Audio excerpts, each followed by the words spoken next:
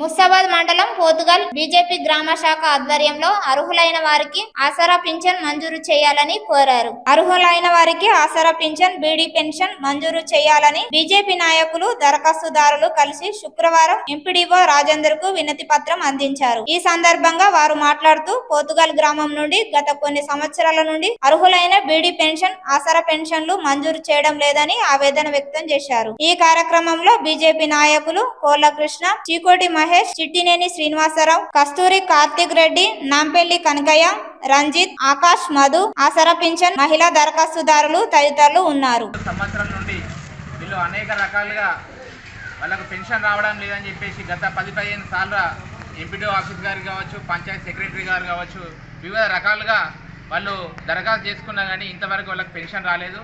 అయితే గత ప్రభుత్వం చేసినటువంటి పొరపాట్లను కాబట్టి ఆ ప్రభుత్వాన్ని ఆనేయకుండా వాళ్ళు ఓటు వేయకుండా ఆ ప్రభుత్వాన్ని గద్దెదించారు.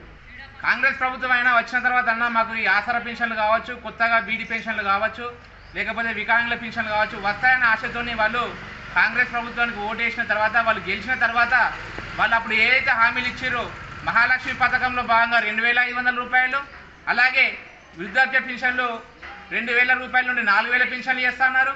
వికలాంగుల పెన్షన్లు పెంచుతాను 5,000 రూపాయల వరకు పెంచుతా అని చెప్పేసి అనేక రకాలుగా వాళ్ళు ఆ ఎలక్షన్ టైంలో మేము పెన్షన్లు పెంచి మీకు ఇస్తామని చెప్పేసి ఇలా మాట తప్పి రేపటి వరకు 200 రోజులు గడుస్తుంది.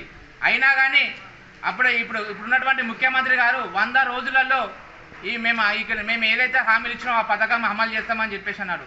100 రోజులు కాదు సార్, రేపటికి 200 రోజులు అవుతున్నా కానీ మీ పథకాలు ఇంకా హామీ కాలేదు.